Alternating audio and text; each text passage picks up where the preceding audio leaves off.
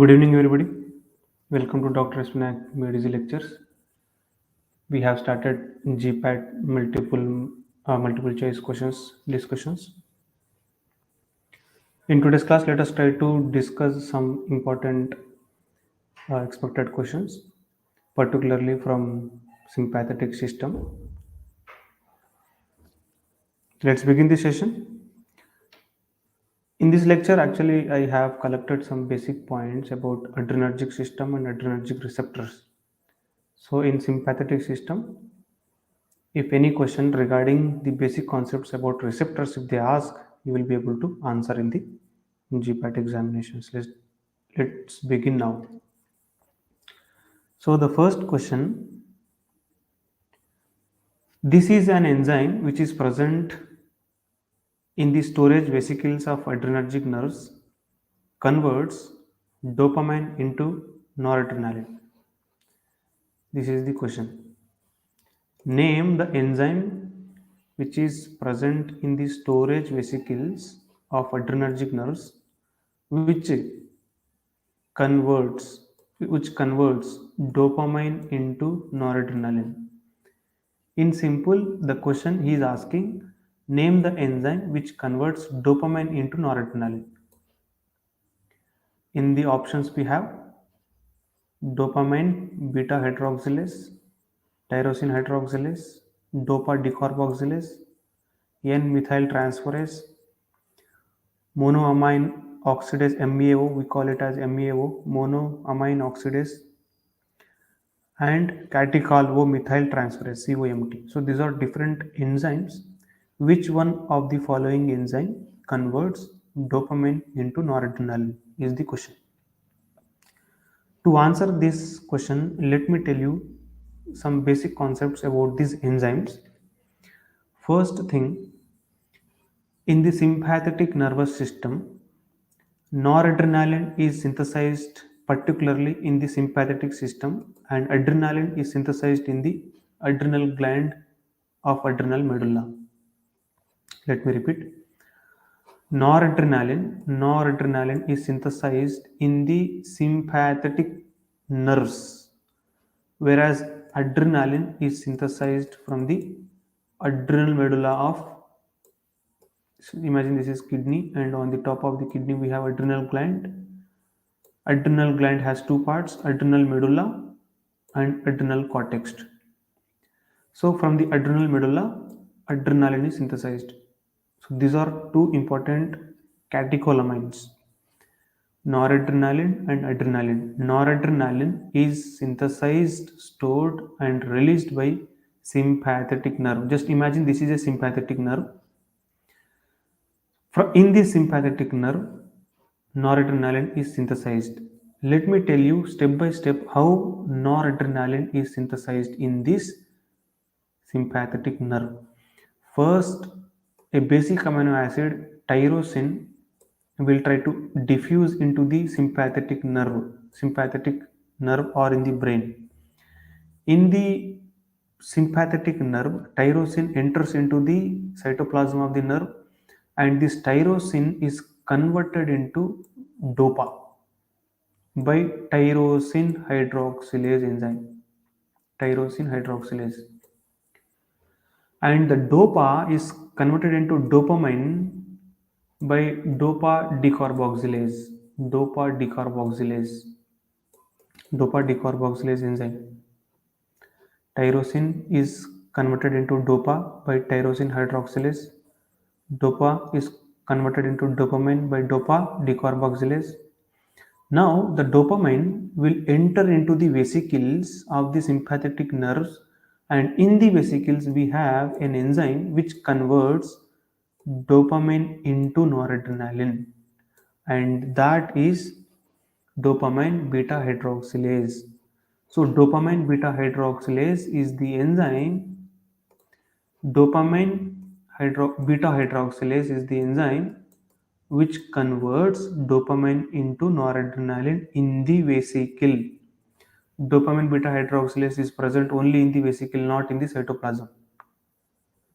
I think this point is clear. Now the synthesized noradrenaline in the vesicle will be released into the synapse, and this noradrenaline will go and bind on the adrenergic receptors like alpha, beta, alpha 1, alpha 2, beta 1, beta 2, beta 3, and by that it shows its adrenergic, noradrenergic actions.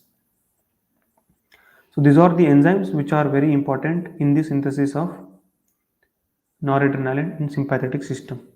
Let us go back to the question.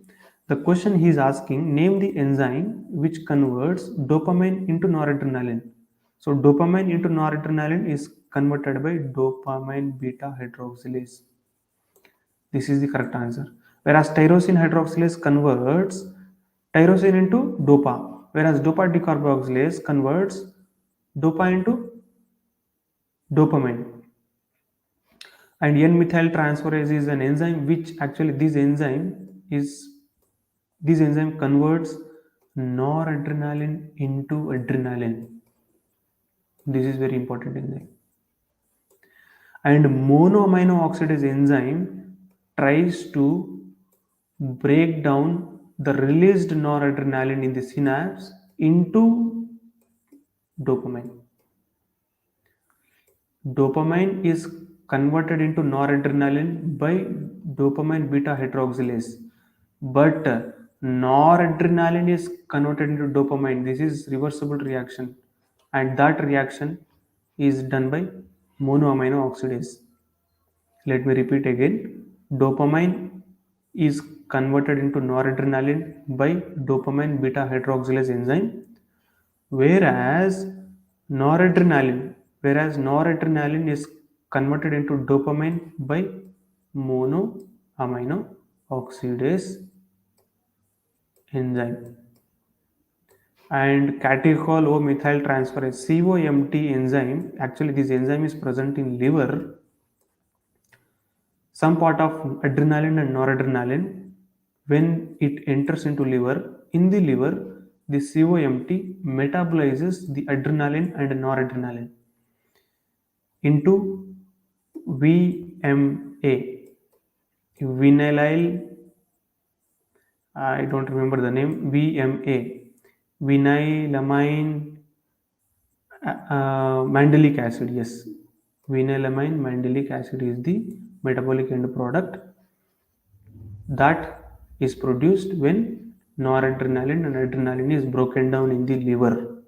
So COMT converts adrenaline and noradrenaline into VMA.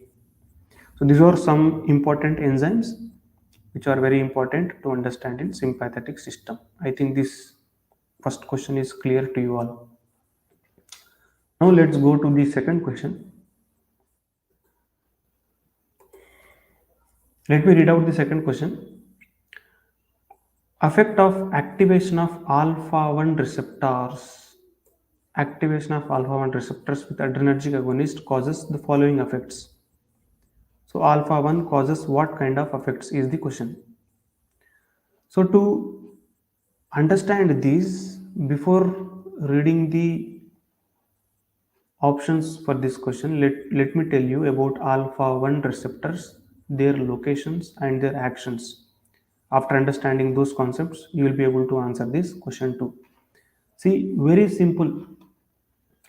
Alpha 1 receptors, actually, see, in adrenergic receptors we have alpha and beta. In alpha we have alpha 1 and alpha 2. In beta we have beta 1, beta 2 and beta 3. So these are 5 receptors: alpha 1, alpha 2, beta 1, beta 2, beta 3. So these are 5 receptors which are called adrenergic receptors. These 5 receptors are particularly activated by adrenaline and noradrenaline. And along with these two, they are also activated by adrenergic agonist drugs. We have so many drugs. In the next upcoming classes, I will tell you. So in adrenergic receptors, we have alpha 1, alpha 2, beta 1, beta 2, beta 3, and these 5 receptors are activated particularly by adrenaline and noradrenaline. Adrenaline is released from adrenal medulla of adrenal gland. Noradrenaline is released from sympathetic nerves of autonomic nervous system.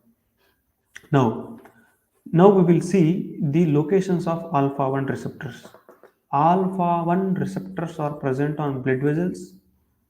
When alpha 1 activates in blood vessels, it causes vasoconstriction. Vasoconstriction. So blood vessels will be constricted, and when blood vessels are constricted, it will increase peripheral resistance. When peripheral resistance is increased, it causes increased blood pressure. Simple. So when alpha 1 receptors are activated by adrenaline or adrenaline, it increases blood pressure through alpha 1 actions on blood vessels. And the second location of alpha 1 receptors, it is present on GI sphincter. On GI sphincter, see here in the image, you can easily understand. On GI sphincters, when alpha 1 is activated, it will cause constriction of the sphincters, and by that it stops defecation. It stops defecation. And alpha 1 is also present on urinary sphincters. On urinary sphincters also, it constricts the urinary sphincters and stops urination. On GI tract, it stops defecation, or it stops the movement of gastric content from stomach to small intestines. And in bladder, it stops urination. And the fourth location of alpha 1 receptor is, it is present on the radial muscles of the eyes, and on eyes it causes mydriasis. So the pupil size will be dilated. Okay, it causes mydriasis. The size of pupil increases. Whereas in yesterday's class I was telling, muscarinic M1 and M2 receptors, when they are activated, it will cause meiosis. Meiosis means reduced size of pupil. But here alpha 1 is causing mydriasis, which will increase the size of pupils. So these are four different locations of alpha 1 receptors and their actions. Now let's go back to the question. See, in the question he is asking what happens if alpha 1 receptor is activated. In the options he is telling it mediates vasodilation and reduces blood pressure.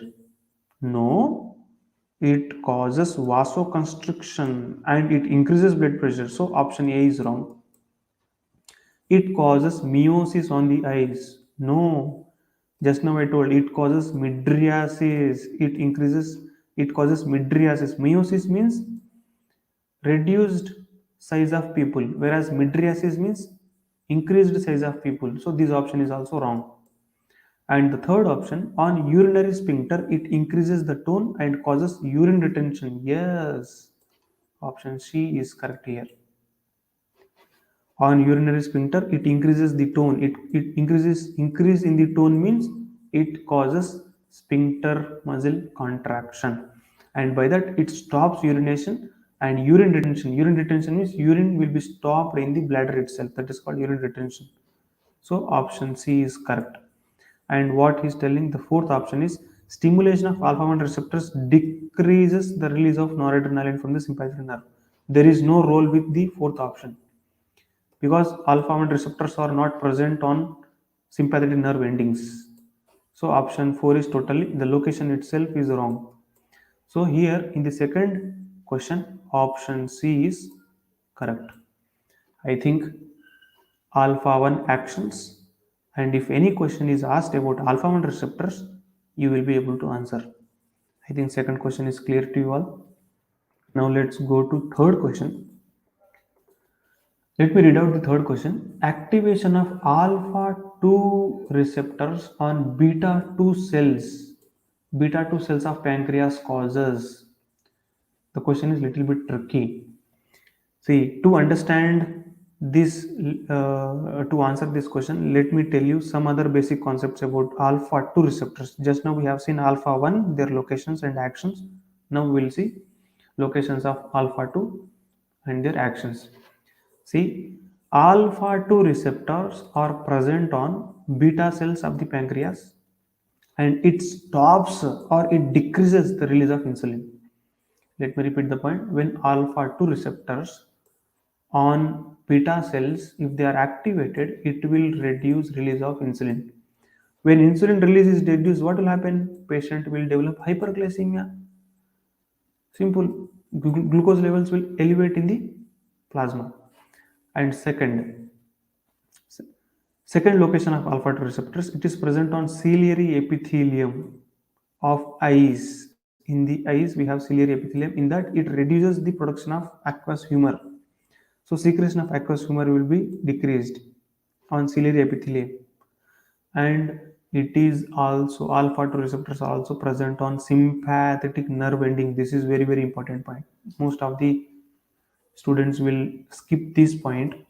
Alpha 2 receptors are present on synaptic nerve endings. For example, let's imagine this is brain, this is spinal cord. From the brain, we have presynaptic nerve. Here we have junction, and this is postsynaptic nerve. It is innervating in the tissues. So, alpha 2 receptors are present here and here.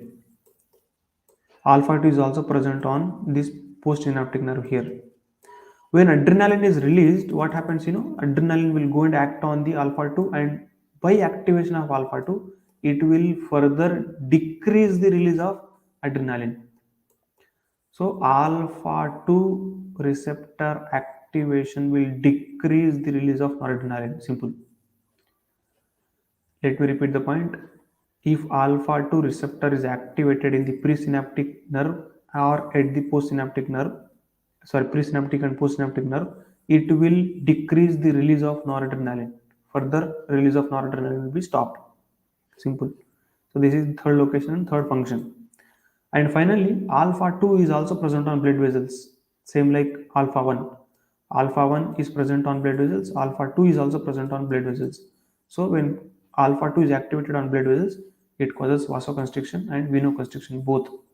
And further, it increases peripheral resistance and it increases blood pressure. So these are four locations of alpha 2 receptors and their actions. Let me go back to the question. Activation of alpha 2 receptors on beta cells causes, what does it cause? I told when alpha 2 receptors on the pancreas is activated, it will decrease the release of insulin, right? So when insulin is decreased, obviously patient will have hyperglycemia. Simple. So option A is correct. It is not causing hypoglycemia. It is not mediating any potassium. There is no role of alpha 2 receptors on the potassium, and it has no role on the insulin resistance. Insulin resistance is a different concept. So third question answer is A. I think third question is clear to you all. Let's go to fourth question. Which of the following are catecholamines among the following? Among the following drugs, among the following neurotransmitters, among the following compounds, which one of the compounds are called catecholamines? To solve this, let me tell you some basic concepts. See, catecholamines are those compounds which are having catechol nucleus in their chemical structure. See, I think this image is clear to you all. This is the basic structure of catecholamine. Benzene ring with two OH groups is called catechol nucleus. If any compound is having this catechol nucleus, they are called catecholamines. And examples of catecholamines are adrenaline, noradrenaline, dopamine, dobutamine, and isoprenaline. So here you see this image. This is, I think this is dopamine. Yes, this is dopamine. This is noradrenaline, and this is adrenaline. So these all dopamine, noradrenaline, and adrenaline are having catechol nucleus. So they are called catecholamines. And non-catecholamines, which are having same actions like catecholamines, are tyramine, ephedrine, amphetamine, phenylephrine, salbutamol, salmeterol, bumeterol. We have many other drugs which will act same like catecholamines. So these are examples of non-catecholamines. I think this slide is clear to you. Let's go back to the question.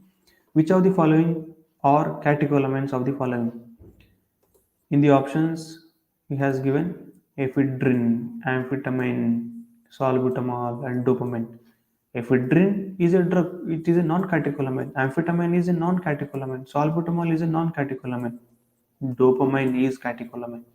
So option D is the correct answer. for the fourth question. I think this question is also clear to you all.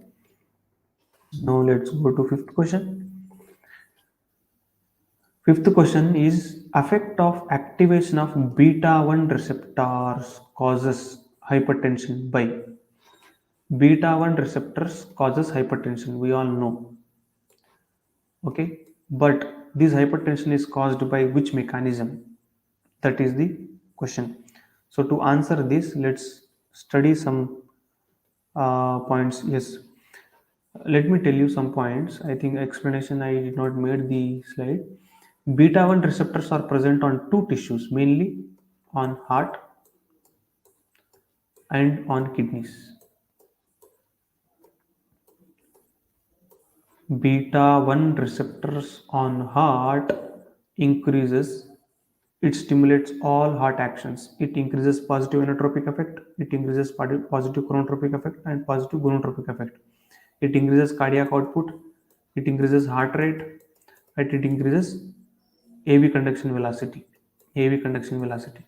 So through these three actions, it will increase blood pressure. Number one, on beta 1 receptors, on heart, beta 1 receptors will cause all stimulatory actions. And on kidneys, by activation of beta 1 receptors, it will release renin. Renin will go to liver.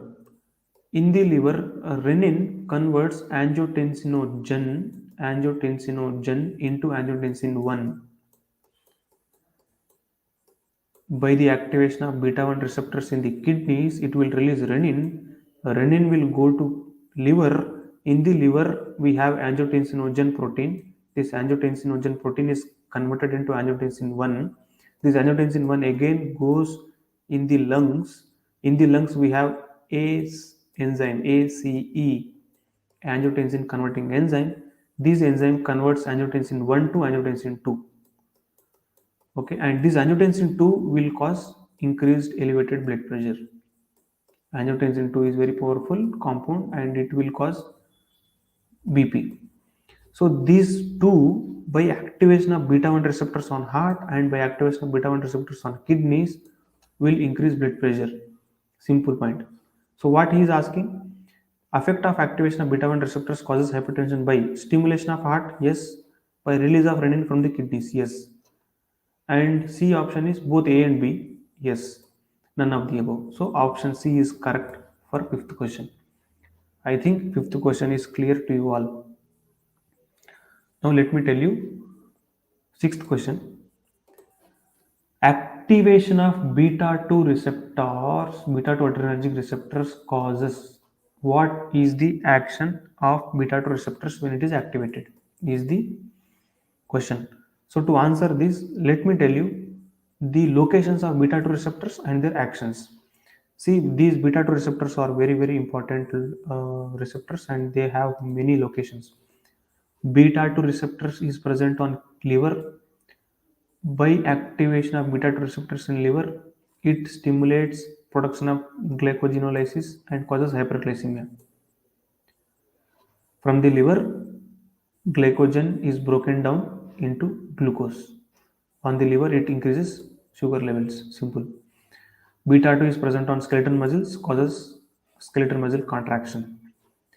Beta 2 receptors on ciliary epithelium increases secretion of aqueous humor. Beta 2 receptors on all these cells will cause entry of potassium into the cells, causing hypokalemia. See, all these cells are having potassium channels. Wherever potassium channel is present, at that site will mediate the entry of potassium into the cells, and by that it will decrease the serum potassium concentration, and by that it causes hypokalemia. So activation of beta 2 receptors will cause hypokalemia. This is very important point.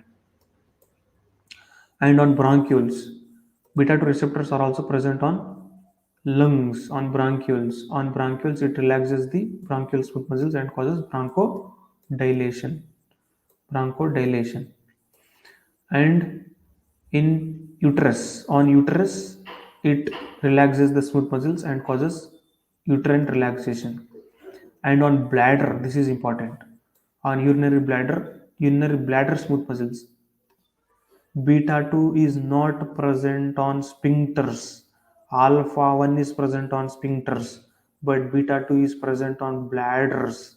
On bladder smooth muscles, it causes relaxation. And on GA smooth muscles, it again causes relaxation. See, alpha 1 receptors in the GI sphincter, it constricts sphincters and stops the movement. And GI beta 2 receptors on GI and bladder smooth muscles, it relaxes, and through that also it stops movement of urine as well as movement of gastric contents. So in the bladder it is decreasing urine output, and in the GI tract it is causing constipation. So all adrenergic drugs on bladder smooth muscles decreases urine output, and in GI tract it decreases movement of peristaltic movement and causes constipation. So these are different locations of beta 2 receptors and their actions. Now let's go back. What he is asking, activation of beta 2 receptors causes hyperkalemia? No, activation of beta 2 causes hypokalemia because it is mediating the entry of potassium. So this option is wrong. It causes hypokalemia. Yes, this option is correct. It causes hypoglycemia. No, beta 2 receptors are causing hyperglycemia. Hyperglycemia because they are increasing the production of glucose from glycogen. Hyperglycemia. So this option is wrong, and none of the above. So this option is also wrong. So option B is correct with sixth question. I think this sixth question is also clear to you all. So in this lecture, what we have seen, we have discussed about alpha 1 receptors, their locations, alpha 2 receptors, their locations, beta receptors, their locations, and their actions. Beta 1, let me summarize. Beta 1 is present on heart, kidneys, beta 2 on smooth muscles, lungs, blood vessels, GI tract, bladder, all, and beta 3. Yes, I forgot to tell. Beta 3 receptors are present on adipose tissue and bladder, same like beta 2. Beta 3 receptors on adipose tissues will cause lipolysis, breakdown of lipids, and through that it will cause production of free fatty acids, and through that it will help in production of energy. So adipose tissues will decrease in the body when beta 3 receptor is activated. And in bladder, again, it relaxes the bladder smooth muscles and stops urination. This is the action of beta 3 receptors and their locations. I think this session has clarified about alpha and beta receptors, their locations and their actions. If any such question comes in the examination about the receptors and their basic actions, you will be able to answer. In next lecture, I'll come with the drugs, adrenergic agonist and adrenergic antagonist. In adrenergic agonist, we have all adrenergic drugs, and in adrenergic antagonist, we have alpha blockers, alpha 1, alpha 2 blockers, beta 1, beta 2 blockers. That concept we'll discuss in the next session. Till then, thank you all. Thank you for joining my lecture. See you. See you in the next lecture.